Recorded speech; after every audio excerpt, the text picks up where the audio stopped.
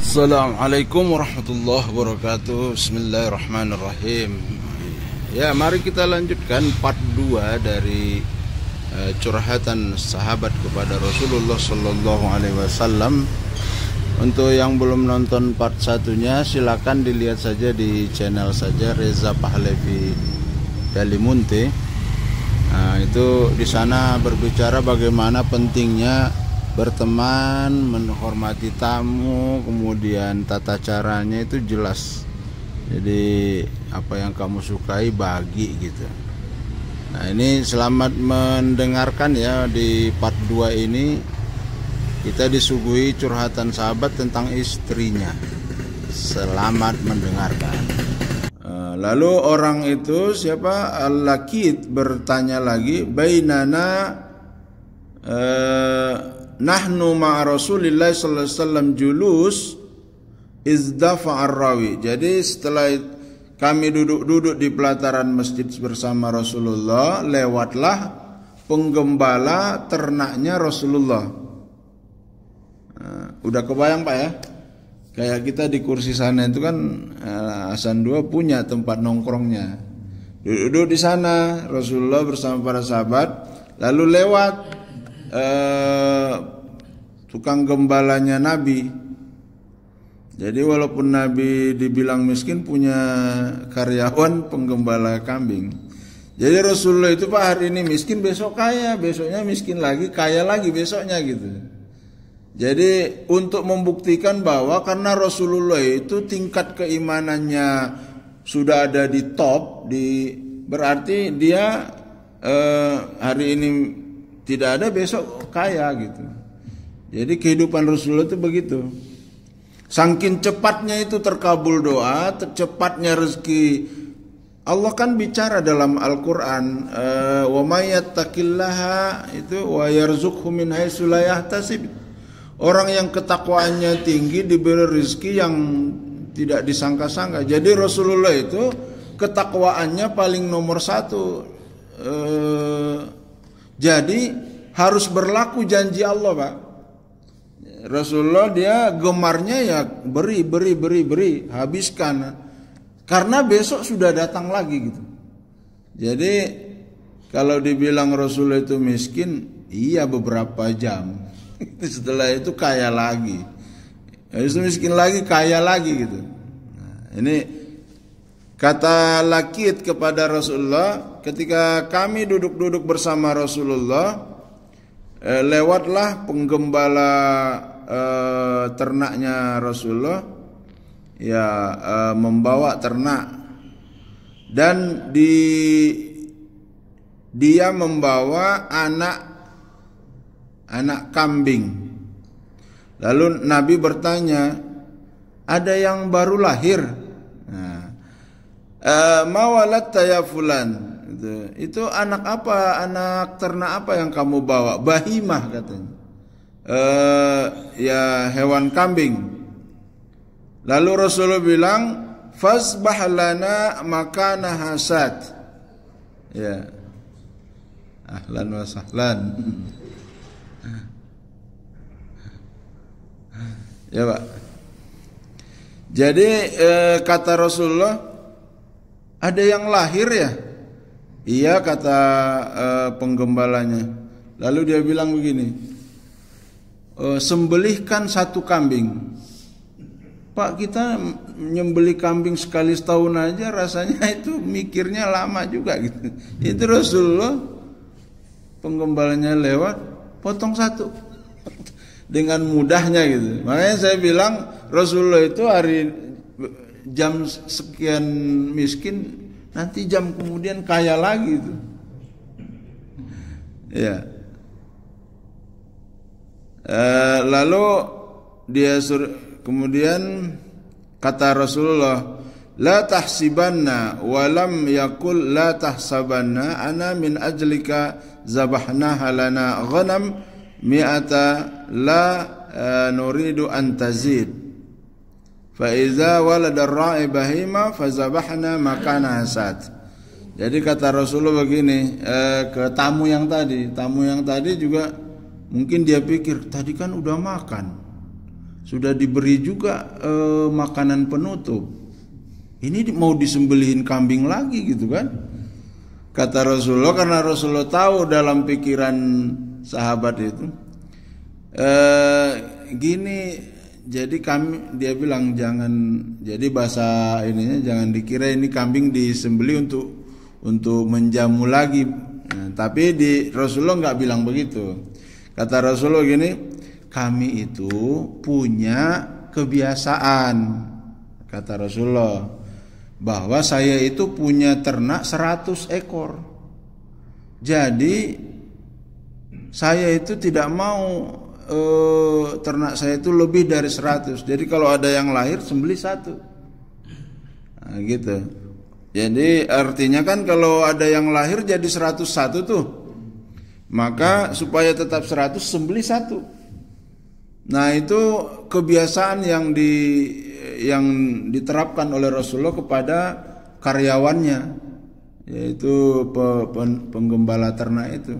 Jadi kalau lahir 1, disembelihlah yang sudah besar 1. Jadi ada anak lahir, nah yang sudah dewasanya disembelih 1. Untuk tamu, untuk dibagi-bagi. Makanya di hadis lain Pak, Rasulullah itu sering direkam itu membagi-bagi daging. Nah kalau ini Pak, kalau 100 kambing, Bapak punya 100 kambing gitu, kira-kira jangan-jangan seminggu bisa 3 yang lahir tuh Pak, ya enggak? 100 kambing diternak, bisa jadi itu rotasinya itu kan, rotasi peranakannya itu bisa. Berarti Rasulullah itu bisa 3 kambing dalam seminggu Pak. Dan itu sebetulnya ingin nunjukin kepada kita, semakin dibagi semakin nambah gitu loh. Bukan semakin dibagi itu semakin kali jawabannya gitu. Bukan kurang atau malah nambah gitu.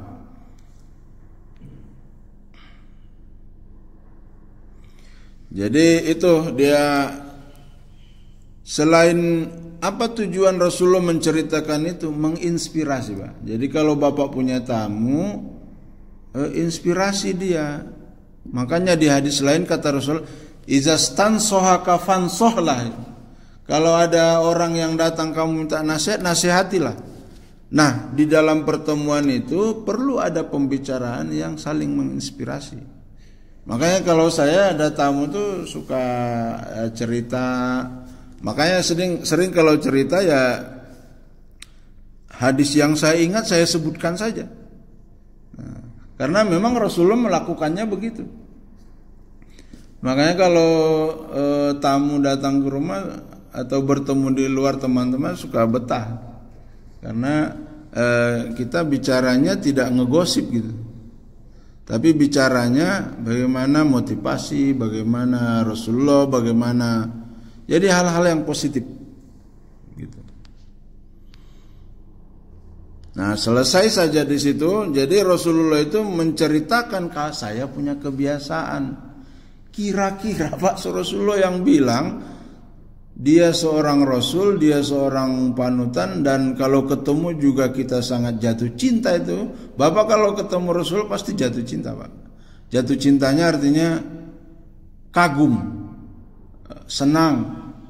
Karena memang aura Rasulullah itu menyenangkan. Bahkan tadi malam saya nonton vlognya di Madinah itu, di Jabal Uhud itu kan ada gua persembunyian Rasulullah ketika terdesak oleh kafir Quraisy yang gara-gara sahabat lain itu nggak sabar ya, akhirnya berdarah Rasulullah itu kan karena kena serangan, dilarikan dan disembunyikan di sebuah gua di Jabal Uhud itu. Nah, dalam cerita di vlog itu, wallahu a'lam, katanya gua itu tuh harum itu Pak, karena bekas pernah ditempati Rasulullah. Tapi karena banyak yang melakukan khurafat, dicor Pak sama orang Saudi, orang Madinah, dicor guanya itu.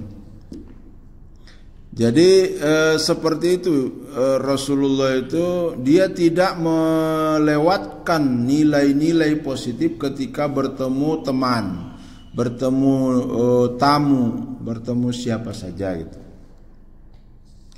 Nah, lalu setelah itu sahabat ini Lakit bertanya kepada Rasulullah. Bukan bertanya, sebetulnya curhat, Pak. Nah, ini mungkin yang tadi saya katakan. Lakit berkata, "Ya Rasulullah, innali imro'atan wa inna fi lisaniha syai'an, yani al-bazza. Qala fatallikha idzan." Jadi kata Lakit ini, "Ya Rasulullah, saya itu punya istri. Itu mulutnya enggak terkontrol gitu. Mulutnya itu suka ngomong gibah, suka berbicara yang kotor atau berbicara yang tidak manfaat lah." Itu curhatan Lakit kepada Rasulullah tentang istrinya. Apa kata Rasulullah? Fatallikha idzan. Udah cerain aja. Ini kan kalau ada ustadz hari ini begitu diceritain gitu lalu dia cerain aja, wah itu bisa diajak berkelahi. Nah, jadi lalu kata sahabat tersebut, "Ya Rasulullah, innalaha sohbah." Ya Rasulullah, saya itu kan sudah lama bersama istri saya itu. Jadi artinya kenangannya sudah luar biasa. Laha sohbah. Wali minha walad. Dan saya sudah punya anak darinya. Jadi memang pasangan itu sering mempertimbangkan hal-hal itu kan pada umumnya. Kita itu sudah lama gitu. Nah, sebelum saya lanjut, saya kembali dulu. Kenapa Rasulullah langsung dengan spontan ceraikan saja gitu? Pertama gini, Pak, itu respon Rasulullah ketika melihat atau mendengar cerita itu, yang dilakukan istrinya itu kan hal-hal yang tidak disukai Allah. Kalau yang tidak disukai Allah, tinggalin aja. Itu artinya itu betapa Rasulullah berpihak kepada Allah itu, Pak. Berpihak kepada Allah artinya tidak mungkin kalau kamu ingin bersama Allah, susah itu kalau dicampur-campur dengan yang maksiat-maksiat begitu gitu. Atau dengan kebiasaan yang tidak Allah sukai gitu. Susah meningkatnya ketakwaan itu kalau di rumah itu bersama orang yang tidak dalam jalan ketakwaan. Makanya di ayat Al-Quran itu kan di surah Al-Baqarah kata Allah, "Wala talbisul haqqa bil batil." Jangan campurkan yang hak dengan yang batil itu. Karena kalau itu dicampur pasti hasilnya itu ya tidak mendekatkan diri kepada Allah. Nah, makanya kenapa Rasulullah langsung spontan bilang ceraikan saja. Jadi artinya secara hukum kamu akan sulit mendekat Allah kalau punya istri yang lisannya tidak terjaga, melakukan apa yang tidak Allah sukai. Jadi kalau itu tidak bisa dirubah, berarti jangan bersamanya. Nah, karena curhatan dari sahabat ini mengatakan lagi, "Ya Rasulullah, saya kan sudah lama bersamanya, terus punya anak lagi." Lalu kata Rasulullah, "Fa'izha." Ya sudah, ajari dia. Nah, ini nasihat kedua Rasulullah. Nah, kalau kita kan nasihati dulu, nanti jalan terakhir cerai. Ya, ini artinya itu bisa dibolak-balik, Pak. Bukan berarti yang kita sering lakukan salah, tidak. Nah, ini Rasulullah ingin mengatakan bahwa Jangan main-main atau jangan mengalahkan Allah. Walaupun lawannya itu istri, taruhannya itu istri. Istri itu kan orang paling dekat, paling kita sayang. Kita kerja banting tulang kan hasilnya kita serahkan ke istri. Karena ini adalah pasangan kita yang kita jabat tangan walinya untuk bersama-sama menggayuh bahtera menuju Allah.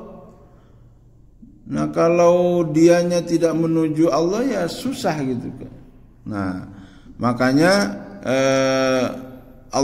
Rasulullah ingin menasihati kita itu, Pak. Jadi seolah-olah Rasulullah ingin bilang, lihat saja kalau masih bisa dirubah lanjut. Tapi kamu yang paling tahu.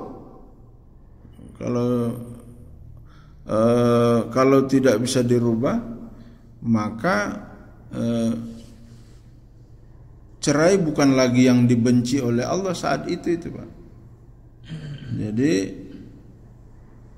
sama seperti nabi-nabi yang lain, Nabi Nuh meninggalin istrinya karena tidak mau nurut kepada Allah.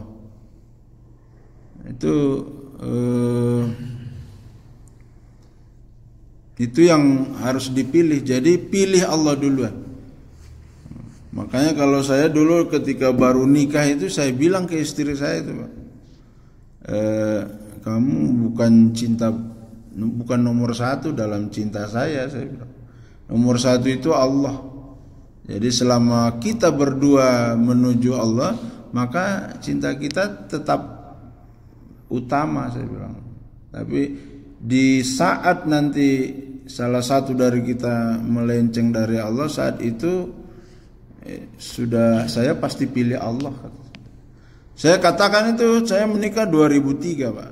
Di 2003 saya udah katakan kepada istri saya. Makanya sampai hari ini rasanya itu masih baru kemarin saja menikah. Ya.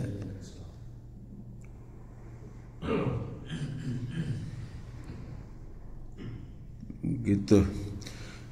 Lalu itu nasihat Rasulullah, kata famurha. Di sini katanya itu perintahkan dia. Jadi amar ma'ruf, mur itu wa'mur.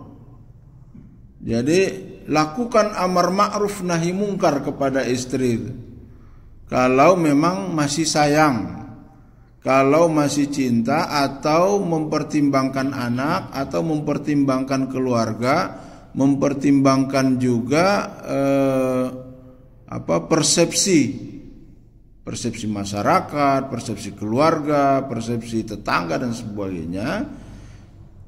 Maka ketika itu yang ingin kita pertimbangkan, maka Rasulullah bilang, ya sudah, silakan dilanjut, tapi lakukan amar ma'ruf nahi mungkar.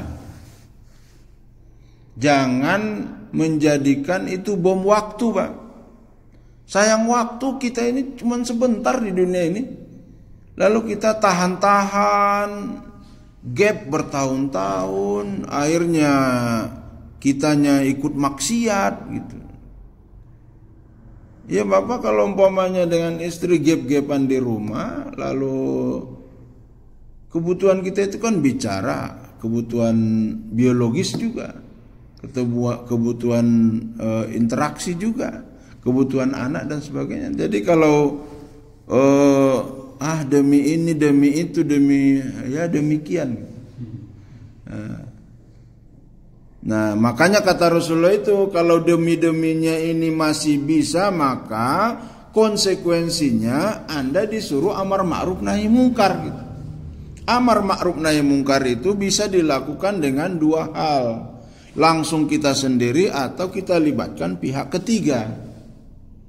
Nah, kalau kita sendiri, maka silakan getollah belajar bagaimana cara mendakwahi istri. Nah, yang paling bagus sih melakukan bersama-sama, Pak. Bolehlah nggak usah ke masjid dulu, mau berjamaah dulu dengan istri. Atau bawa si istri ke masjid. Jalan muasarahnya ditingkatkan. Bila perlu ya pergilah umroh gitu. Waktu kapan ya? Tahun 2022 kan saya umroh itu, Pak. Bersama istri. Lalu kata teman saya, dia bercanda mungkin, saya mau lihat Ustadz Reza ini dengan istrinya di Mekah, pasean tuh akur nggak gitu. Ya bismillah kata saya, insya Allah enggak. Nah setelah pulang dia bilang, ini orang duaan terus katanya. Ya. Nah, jadi ya memang begitulah, kita kan bismillah karena Allah dan seterusnya. Insya Allah Allah permudah kita. Jadi begitu. Makanya saling menasihati. Makanya ini juga saya, Pak, ini saya rekam ini ceramahnya, nanti saya suruh dengar istri saya itu. Saya mikir, saya ceramah kemana-mana ya. Itu di rumah kapan dengerin ceramah saya gitu kan. Nah makanya sekarang tuh, makanya saya aktif di YouTube. Kadang saya ini juga. Nah kalau saya pulang nanti tuh, kalau nggak langsung, nanti sore saya putar tuh di TV ceramahnya. Nanti dia lagi apa? Dia dengerin gitu. Sampai ketemu di part 3. Assalamualaikum warahmatullahi wabarakatuh.